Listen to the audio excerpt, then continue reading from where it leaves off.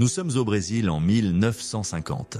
On va parler de Pelé, avec sa photo mémorable où il prend la Coupe du Monde dans ses mains. Il a 17 ans et 249 jours. Le plus jeune joueur dans l'histoire à marquer dans une finale de Coupe du Monde. Vous allez me dire que je fais erreur, que c'est pendant la Coupe du Monde 1958 et pas 1950, et c'est au Suède, pas au Brésil. Mais l'histoire de cette victoire a commencé 8 ans avant. La nuit où le Brésil a perdu la Coupe du Monde en 1950 sur son terrain face à l'Uruguay.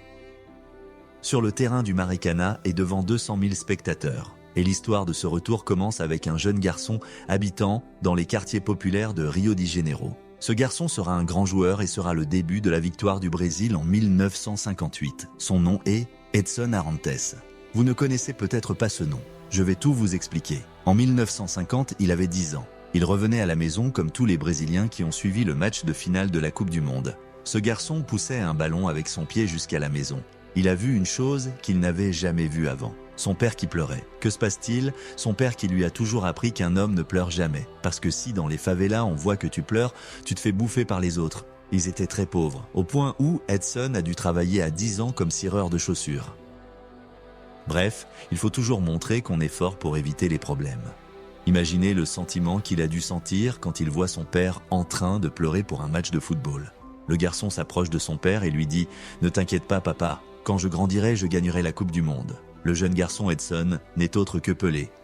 La défaite du Brésil en finale de Coupe du Monde de 1950 est considérée comme la plus grande catastrophe subie par une équipe de foot dans l'histoire. Parce que ce match a provoqué une grande question, une question d'identité. Le Brésil, c'est qui exactement? En ce moment, le Brésil était un pays émergent après avoir gagné son indépendance du Portugal en 1222 après 300 ans d'occupation. Comme tout pays émergent, les Brésiliens se posaient la question « Qui sommes-nous ? Quelle est l'identité qu'on représente ? En quoi on est bon et en quoi on est mauvais ?» La question la plus importante dans le cas du Brésil est « Sommes-nous noirs ou blancs ?» Le plus facile à l'époque pour le gouvernement brésilien était de créer une identité blanche qui fera briller le nouvel État. Cette expérience est un peu ambiguë. Laisse-moi t'expliquer. L'esclavagisme est banni au Brésil en 1888, mais a laissé 4 millions de migrants noirs de l'Afrique qui ont eu leur liberté sur le papier seulement. Mais, en réalité, ils ne trouvaient pas d'emploi. Seuls 10% d'entre eux ont eu une chance d'éducation. Le pays ne voulait pas de ces noirs, au point où l'État, au XIXe siècle, encourageait les Blancs à immigrer vers le Brésil et se marier avec la population brésilienne blanche pour arriver à effacer les Noirs du Brésil. On pourrait l'appeler le blanchiment de la population. Revenons au football. Les Noirs n'étaient pas acceptés au début. Le football était le sport de l'élite brésilienne. Il est là pour divertir la bourgeoisie, réservé aux Blancs et interdit aux pauvres et les Africains noirs. Mais avec le temps, vu que le football est un sport qui n'a besoin de presque rien pour exister, pas besoin, comme des sports comme le tennis, le golf, des espaces et des équipements coûteux, il a réussi à se propager entre les esclaves libres. Ils ont ainsi pu jouer entre eux au football. Un joueur talentueux s'est distingué qui s'appelle Arthur Friedenreich, ou le premier Pelé, comme surnommé par la suite par la presse brésilienne. Ce joueur a marqué plus de 1200 buts. Ce joueur est devenu le modèle du jeu brésilien que nous connaissons aujourd'hui. Rapide, technique et joueur de rue, comme beaucoup d'enfants de rue populaires du Brésil. Mais pourquoi on lui a donné une chance de jouer? En fait, il n'était pas très noir. Il était plus brun que noir. C'est ce qui a permis à Arthur de trouver une place dans les clubs brésiliens pour devenir la meilleure star brésilienne du football. Et même avec ça, il n'était pas protégé contre le racisme. Par exemple, il était interdit de se baigner dans les piscines blancs. Il ne participait pas aux cérémonies et aux fêtes avec ses collègues. Il était obligé de lisser ses cheveux bouclés pour qu'il n'apparaisse pas très africain. Le président brésilien lui-même l'a interdit de voyager avec l'équipe pour participer au championnat sud-américain de football en Argentine. Imagine, ton meilleur joueur ne peut participer aux coupes parce qu'il n'est pas assez blanc. Tout ça parce que l'équipe du Brésil doit être blanche. À cause de ça, le Brésil a perdu la finale. La situation est restée comme ça jusqu'aux années 30. Le président brésilien Júlio Prestes a essayé d'unifier le peuple brésilien et diminuer le gouffre entre blancs et noirs. Il a changé le football pour devenir professionnel avec des salaires et ouvert à tout le monde. Le nombre de noirs a augmenté petit à petit dans le jeu. À la Coupe du Monde de 1938 en France, dans un moment historique, on voit 2 joueurs noirs dans l'équipe du Brésil. Domingos Daguia, qui était l'un des meilleurs joueurs de la Coupe, et Leonidas da Silva, qui a gagné le trophée du meilleur joueur de la Coupe.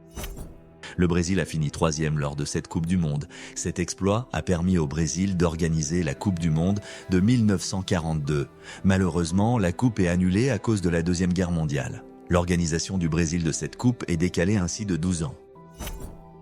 Le 16 juin 1950, le jour de la finale de la Coupe du Monde sur le terrain brésilien du Maracana. Le stade Maracana a vu les Brésiliens unifiés autour de deux choses. Premièrement, la danse du samba, cette danse africaine qui était interdite pendant des années avant. La deuxième chose, le football que les Brésiliens jouent comme s'ils dansaient la samba. C'est l'image que le Brésil voulait présenter au monde. Des joueurs blancs et noirs. Des artistes qui dansent avec le ballon. Cette Coupe du Monde à la maison était l'occasion de présenter devant tout le monde la nouvelle identité nationale. Le gouvernement brésilien a mis tous les efforts pour construire des stades et montrer à tout le monde le nouveau Brésil. Tout le monde attendait la consécration de cette équipe. C'est la meilleure équipe du monde. Les matchs avancent. Et la force de cette équipe se confirme. 21 buts en 5 matchs. La finale était face à l'Uruguay. Les Brésiliens, lors de ce match, ont commencé à célébrer la victoire avant le match. Les supporters du Brésil étaient 200 000, ce qui était un record absolu. En est ici, en 1950. Les supporters attendaient seulement la fin du match pour qu'ils commencent officiellement les célébrations. La première mi-temps se termine avec un score d'1-0 pour le Brésil. En deuxième mi-temps, une chose bizarre s'est produite.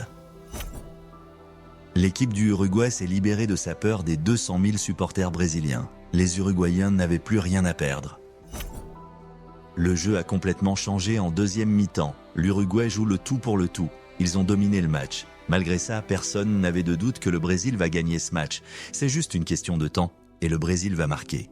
Surtout qu'elle n'a besoin que d'un match nul pour gagner avec les points.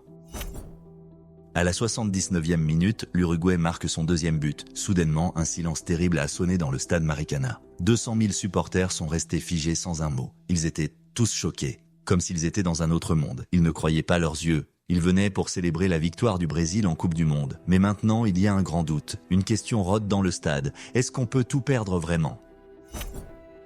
Dans ce silence terrible, le sifflet de l'arbitre retentit tel un tonnerre qui met fin à ce rêve.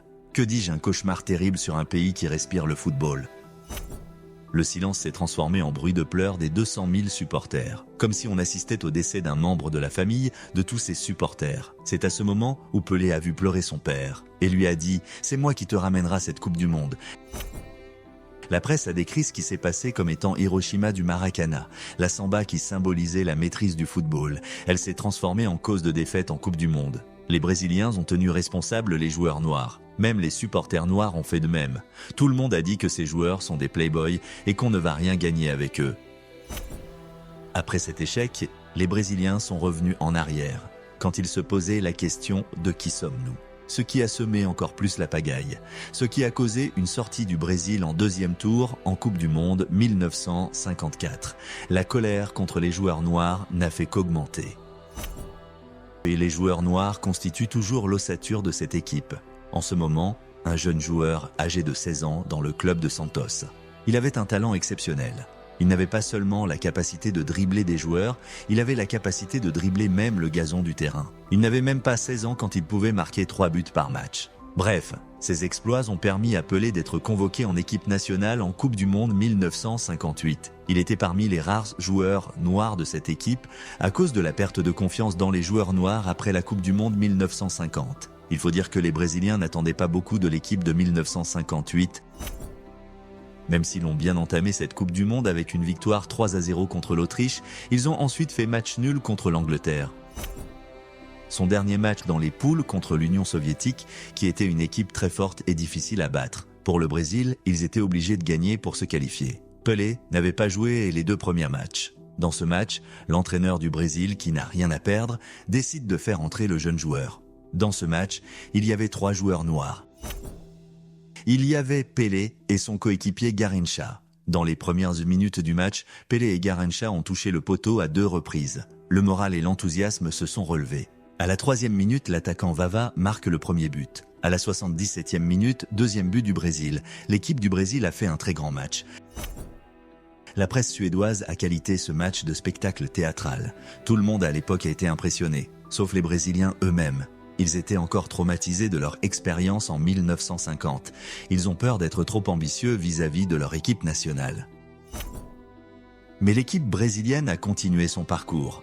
En huitième de finale, ils ont gagné contre Wales 1-0. C'est Pelé, haut de ses 17 ans, qui marque le but de la victoire. Il était à l'époque le plus jeune joueur à marquer dans les finales de Coupe du Monde. Ce record est resté intouchable pendant 60 ans après.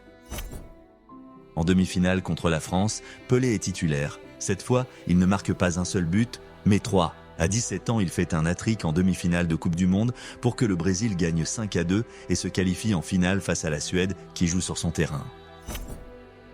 La pression sur les joueurs du Brésil était juste insupportable, avec les souvenirs de la finale du Maracanã en 1950. Pour Pelé, le souvenir qu'il a promis à son père quand il était encore gamin de remporter cette Coupe du Monde pèse sur lui. Au début du match, les joueurs du Brésil avaient littéralement la trouille. C'est comme s'ils n'avaient jamais joué au football avant. Ce qui devrait arriver, arriva. La Suède marque le premier but à la 4e minute. Les supporters et les joueurs brésiliens se sont rappelés le deuxième but de l'Uruguay en finale de 1950. C'était le choc en vrai sens du terme. Les joueurs brésiliens, dos au mur, ont compris qu'ils n'ont plus rien à perdre. Ils se sont enfin libérés. Et Pelé commença à jouer comme s'il était en train de jouer dans les rues du Brésil. Il driblait 1, 2, 3 joueurs, touchait des poteaux. La danse de la samba commence entre les deux stars brésiliennes Pelé et Garrincha. À la 9e minute, l'attaquant Vava, après une passe latérale de Garrincha à Pelé, ce dernier fait une passe décisive, marque le premier but du Brésil. À partir de ce moment, l'équipe de Suède disparaît du terrain et on assiste à un cirque brésilien. Le monde ce jour-là a pour la première fois pu regarder le match en direct à la télé et par la même occasion fait la connaissance d'un football qu'il n'a jamais vu de sa vie. Vava marque son deuxième but en première mi-temps. En deuxième mi-temps, Pelé marque le troisième but. Les gens qui ont vu ce match dans le stade gardent en mémoire le meilleur but de leur vie. La danse ne s'arrête pas. Le quatrième but est marqué par le Brésil. À la 90e minute, Pelé marque un but avec sa tête. Après ce but, tous les joueurs du Brésil, blancs et noirs, se sont réunis autour de la jeune star, Pelé.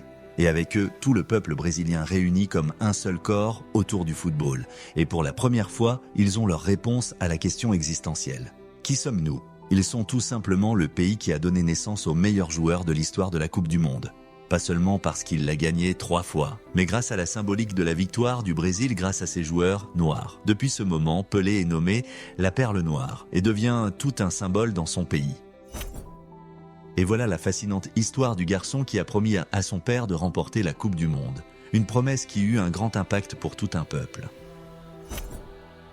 Si cette vidéo vous a plu, n'oubliez pas de liker, de vous abonner, partager et commenter pour encourager ce contenu.